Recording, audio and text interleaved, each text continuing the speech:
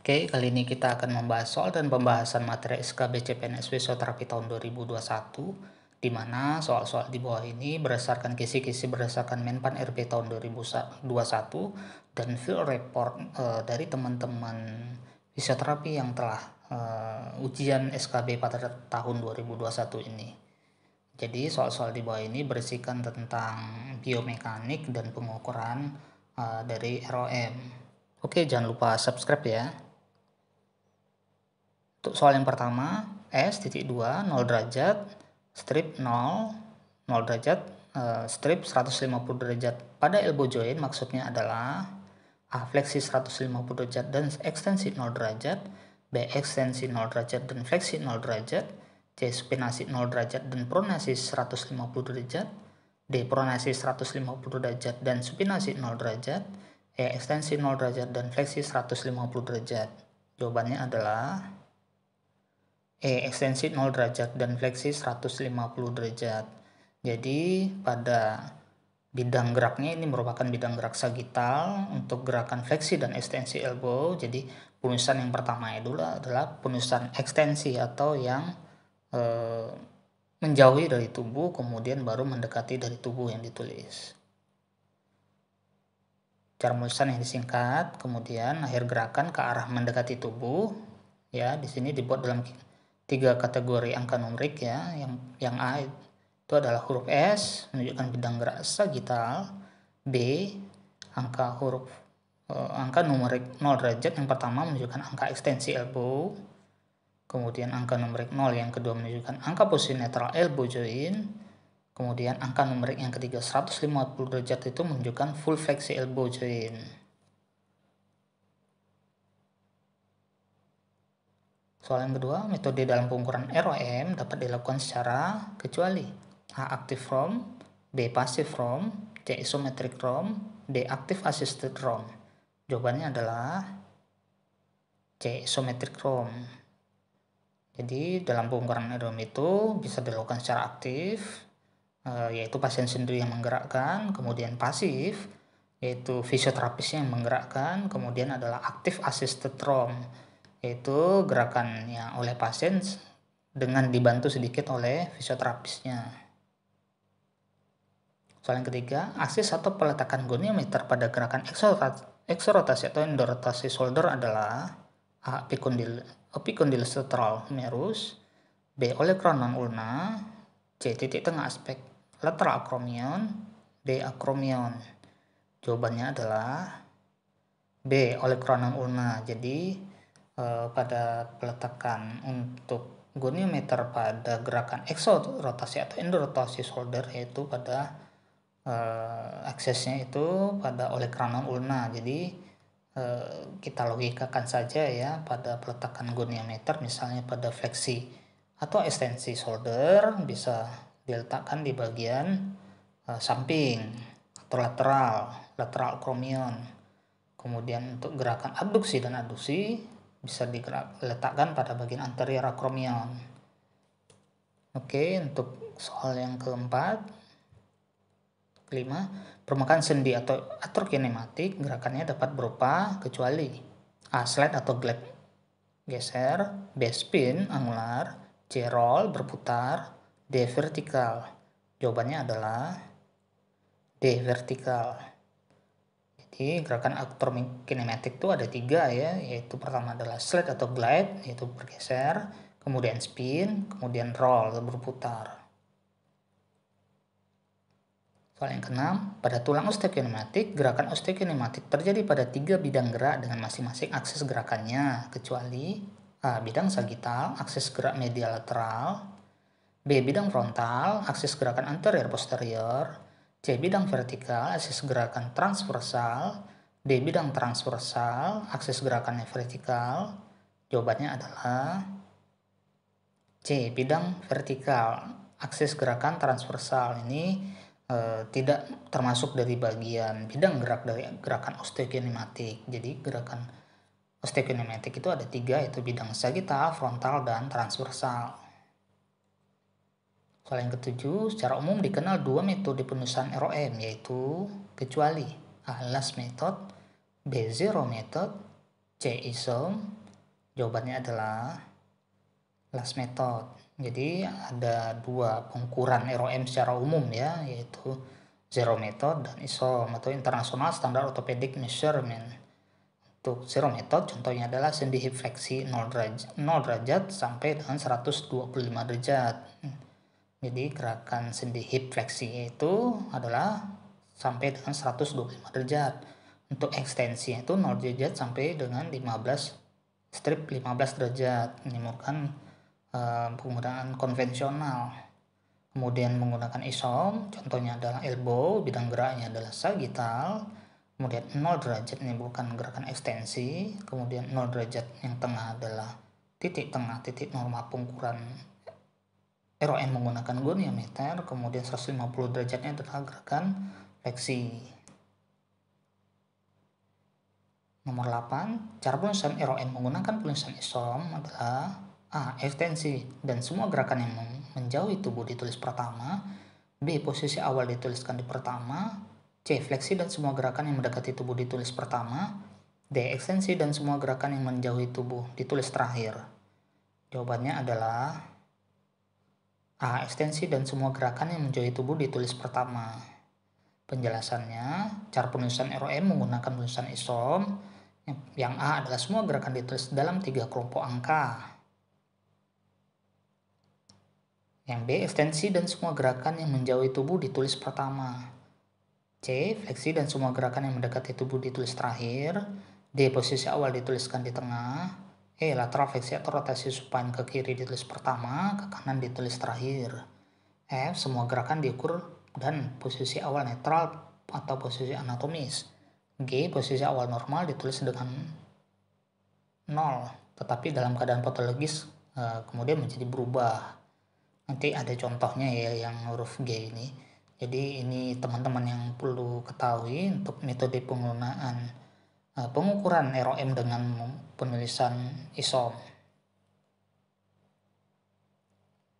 Kemudian yang H, semua posisi yang mengunci atau tidak ada gerakan sama sekali, hanya ditulis dengan 2 kelompok angka. 9, elbow, S 0 derajat, kemudian tengah 10 derajat, terakhir 135 derajat. Artinya adalah A. Kaku pada posisi 10 derajat ke arah fleksi 135 derajat. B. ROM full fleksi. C. Kaku pada posisi 135 derajat. D. ROM full ekstensi. Jawabannya adalah A. Kaku pada posisi 10 derajat ke arah fleksi 135 derajat. Ini merupakan penulisan 0 di tengah itu tidak harus selalu 0 itu. Jadi pada saat kondisi sendi bermasalah atau terjadi kekakuan, maka posisi tengah bisa diisi dengan contohnya adalah 10 derajat. Jika angka di tengah tidak 0 derajat, berarti ada kekakuan sendi di awal gerakan.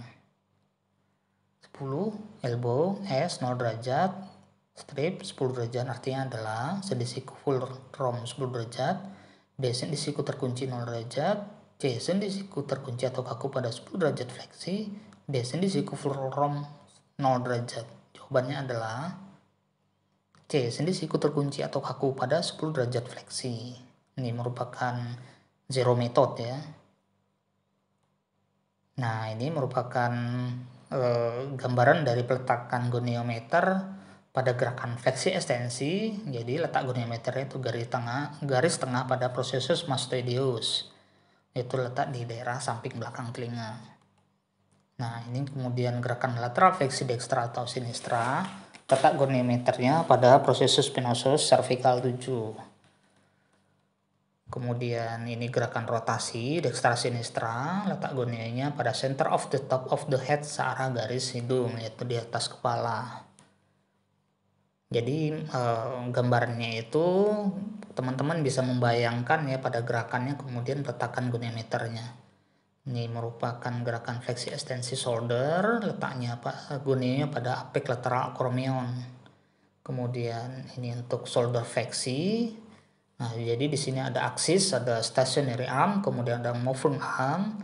Aksis ini merupakan titik peletakan dari goniometernya. Untuk shoulder fleksi di sini adalah center of femoral head nerve of acromion processus. Jadi peletakan titik dari goniometernya ada di central humerus near acromion processus. Kemudian untuk stationary arm-nya yaitu parallel mid atau axillar line, yaitu yang bergerak ya, yang bergerak pada sendi shouldernya. Kemudian moving arm-nya adalah aligned with midline of humerus. Kemudian untuk shoulder ekstensi, nah di sini peletakan goniometernya itu di center of humeral head near acromion processus. Kemudian stationary arm-nya yaitu axillar line, mid axillar line, yaitu searah garis dari aksila. Kemudian yang bergerak itu adalah lateral epicondylus ya, untuk moving arm-nya. Nah di sini bisa shoulder abduksi juga, ada shoulder external rotasi, yaitu peletakan yang di olecranon processus ulna, peletakan goniometernya. Kemudian shoulder internal rotasi, yaitu di olecranon ulna aksisnya, peletakan goniometernya. Kemudian di sendi elbow, di lateral epicondylus humerus. Kemudian elbow ekstensi juga sama. Kemudian untuk pronasinya di lateral ulnar stylodeus, peletakan dari goniometernya. Kemudian spinasi di bagian medialnya, medial ulnar stylodeus. Kemudian ini adalah wiris fleksi, letaknya di lateral vis atau tulang triquetrum. Kemudian ini sama, ekstensi lateral vis juga, tulang triquetrum juga. Kemudian di radial deviasi ada di tulang kapitat atau capitatum. Kemudian di sini ada stationary arm-nya. Kemudian stationary arm ini merupakan yang bagian yang diamnya, yaitu di bagian lateral epicondylusnya. Kemudian yang bergeraknya, goniometer yang bergeraknya ada di metakarpal di bagian tengah finger. Kemudian ulnar deviasi itu di tulang capitatum juga ke arah sebaliknya. Kemudian ini gerakan ekstensi dari gerakan fleksi hip, yaitu di trochanter mayor. Kemudian titik diam, garis diamnya adalah di pelvis, yang bergeraknya adalah di lateral epicondylus atau searah garis dengan femur. Kemudian hip ekstensi juga sama, hip abduksi ada di anterior superior iliaca spine atau SIAS ya, spina iliaca anterior superior. Kemudian hip abduksi juga sama di SIAS, peletakan goniometernya, internal rotasi di patella, tengah patella. Kemudian external rotasi juga sama, center of patella, ini fleksi di lateral epicondylus femur. Kemudian ekstensi ini juga sama. Kemudian di plantar fleksi diletak di lateral malleolus aksesnya. Kemudian dorsifleksi sama, lateral malleolus. Kemudian ankle inversi, yaitu di di posisi segaris dengan sejajar dengan kaki bagian lateralnya. Kemudian ankle inversion, posisinya segaris dengan tangan, garis tangan yang diletakkan di bagian searah garis kakinya. Kemudian cervical spine forward bending. Oke, ini juga udah dibahas tadi yang pertama. Ada di processus spinosus cervical 7 untuk gerakan lateral fleksi.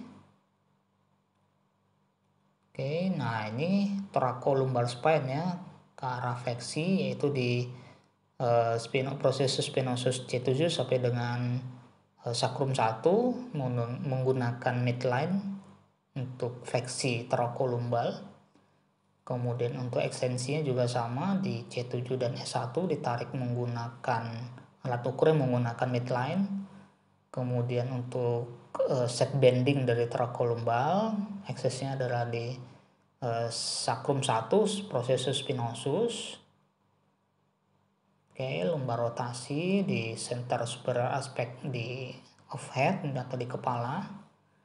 Oke, ini ada beberapa gerakan, kemudian ada beberapa juga peletakan goniometer dan range of motion yang normalnya. Di sini bisa teman-teman lihat untuk bagian ekstremitas atas ini, kemudian ini adalah merupakan ekstremitas bawah. Oke, sekian dan terima kasih.